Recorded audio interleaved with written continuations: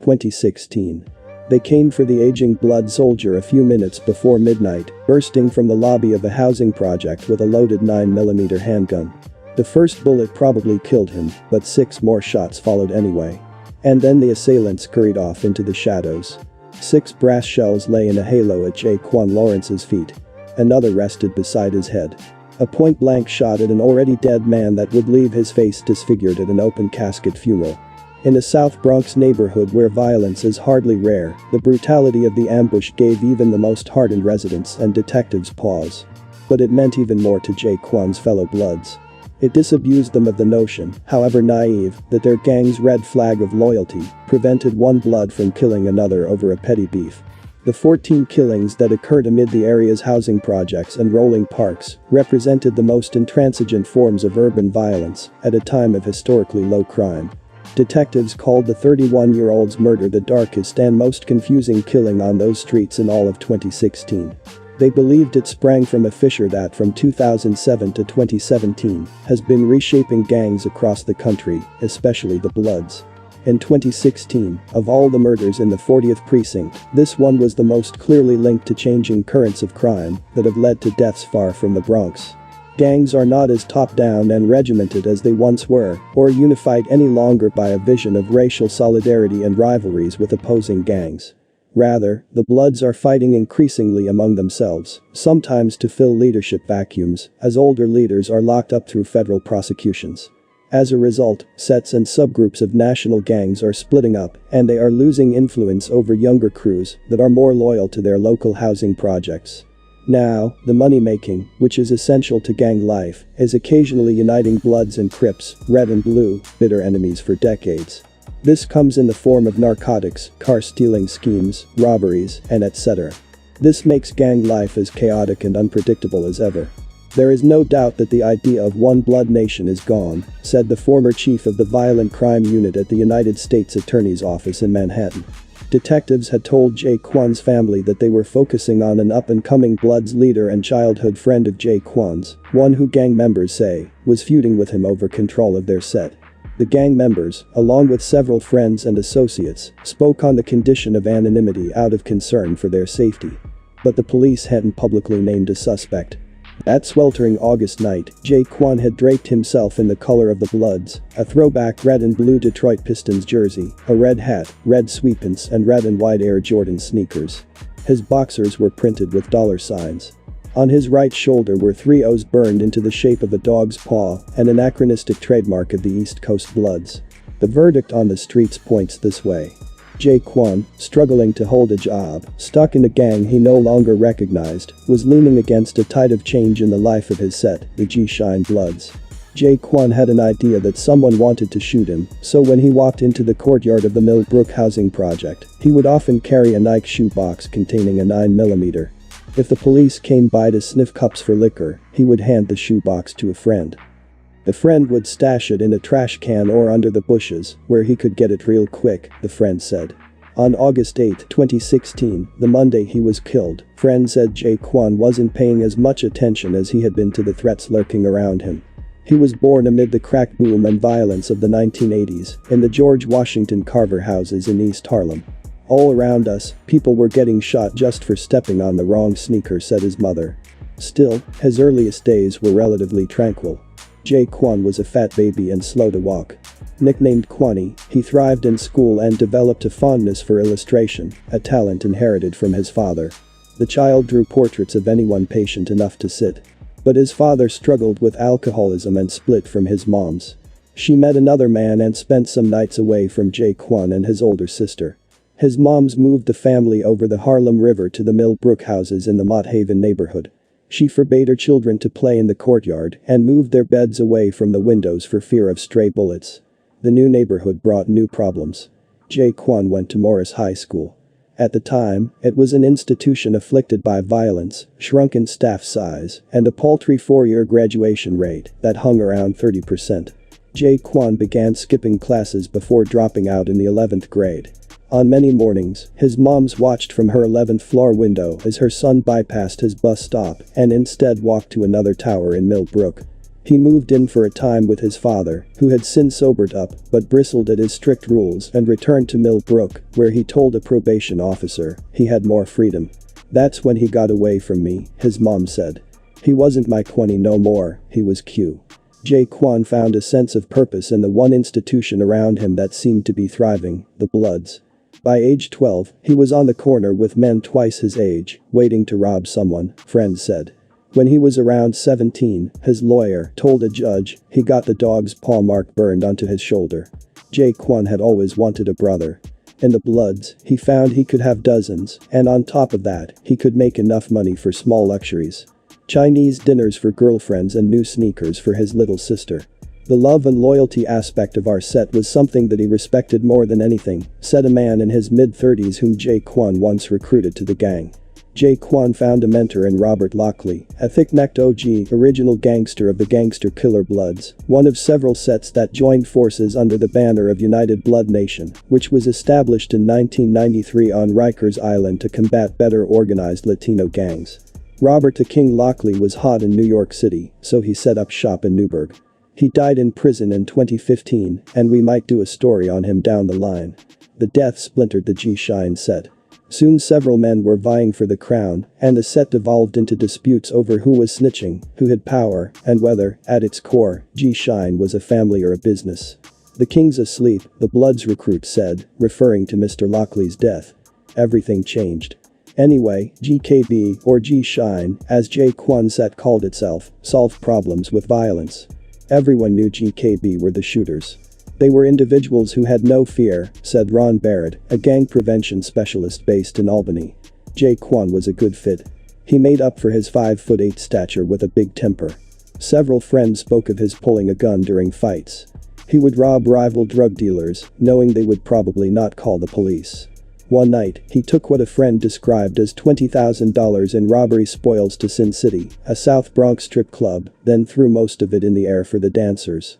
Friend said he also solicited clients online for prostitutes, a scheme that was growing more prevalent among Bloods as their control of drug markets declined.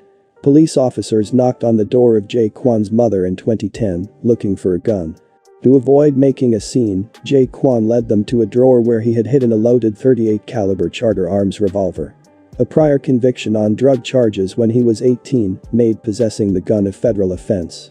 Prosecutors said he told a detective he was in the Bloods and received money from gang soldiers, though Jaquan said he had the gun for protection only. A prosecutor said the authorities were not quite sure of Jaquan's role.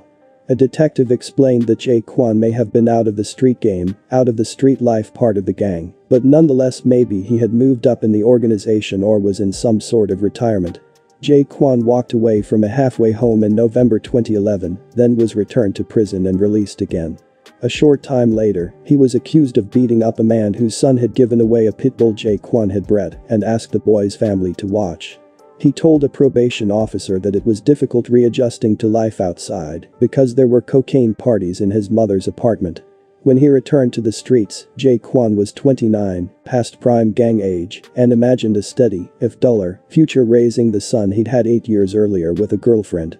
He and the boy, known as Juju, played basketball outside when it was warm and video games inside when it was cold.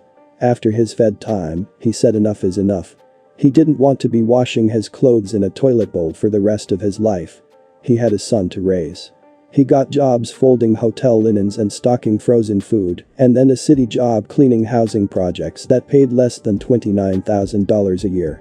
Eager to escape the Millbrook houses, he borrowed money from his uncle and rented an apartment farther north for himself and his girlfriend. He kept the address a secret from everyone back in Mott Haven, including his own family.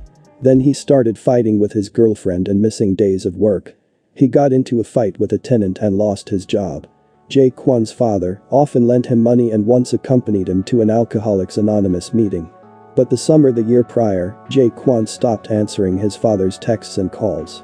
At the same time, G-Shine began to split into warring factions. Jaquan had been counting on Mr. Lockley's return from prison to calm the big egos seeking the top job. One of them was a childhood friend of Jaquan's, a man with a reputation for greed and brutality. After Mr. Lockley died, the childhood friend started coming around the projects with bodyguards and flaunting his sleek black and white Audi. He became the set's leader and inspired widespread fear. "I don't really like saying that cat's name," one man said. "I call him the Grim Reaper." The police have told Jaquan's family that the new leader was among those they were investigating after the murder. Through his brothers and mother, who were reached by phone and in person at the family home, the leader declined repeated interview requests from the Times. The leader was feuding with Jaquan on a few fronts. He and a brother had threatened Jaquan's friend, who had accused the brother of snitching in a federal case involving the sale of the drug PCP. The police believed Jaquan owed the new leader money for drugs. And Jaquan, friend said, resented him for his quick rise. The new G-Shine leader started calling Jaquan. He'll call his phone and be like, "Yo, I'm gonna do this, I'm gonna do that to you," to the point that Q was walking around with a gun, said the friend who held the gun for him. In the evening, 4 to 5 hours before the murder, Jaquan got another call. The leader threatened to kill him, and Jaquan replied that he wasn't going anywhere. He walked his son and his son's mother to a cab on East 138th Street, passing a metal slide with an old bullet hole in the courtyard playground. Then he headed toward a Millbrook high-rise, where his girlfriend was waiting with a warmed-up plate of steak, rice and refried beans. He warned her not to share any spoilers about Power, the 50 Cent produced crime drama they were going to watch together. "I'm walking to the building right now," he said over the phone. 3 men had sneaked into the building's lobby, taking advantage of its perpetually broken lock, and were waiting. There was no camera there or on the building's awning, one of the few public housing buildings in the 40th precinct without one. "They killed him and ran. Kwani just couldn't get out of Millbrook," his father said. "So God took him out of Millbrook." After a storm of second-hand tips early on, the police investigation sputtered. Witnesses gave one set of answers about where they were when Jaquan got shot. GPS-linked ankle bracelets and security footage gave another. "Nobody tells us anything," said Sergeant Michael J. Lapuzzo, the commander of the 40th Precinct's detective squad. It's a theme that echoed through nearly all of the precinct's murder investigations last year, and the Times stories about them. At Jaquan's funeral, 11 days after he was shot, rumors about the case flew around a chapel full of candy-red do-rags and dresses. It was a Bloods reunion, but also a reckoning of ruptures in the gang. Men hurled accusations of fake friends and spurned loyalties. A man in a red dashiki tried to speak. "No more from Millbrook, no more, I can't do it, he began before trailing off in whimpers and stumbling away from the lectern. Beside him, Jaquan's body was clothed in a red baseball jersey, along with a matching hat. In the Millbrook courtyard, there was no hiding the evidence of Jaquan's murder. A cousin and an ex-girlfriend had tried using lemon-scented ammonia to scrub off the bloodstains. But their kitchen sponges tore off in bits of yellow fuzz until they were too small to hold. With his blood set already fraying, the murder unspooled Jaquan's world entirely. Feeling paranoid and suspicious, his younger sister retreated into solitude before moving away. Worst of all was Juju. The 10-year-old boy had previously been a model of charm and composure, but he began acting out in school. Jaquan's mother had been in Florida when he was killed. On a gray Tuesday in October, she packed her things for the 27-hour bus ride back down south. This time it would be for good. Everything she couldn't stuff into 2 suitcases went into a heap of black trash bags spilled across the floor.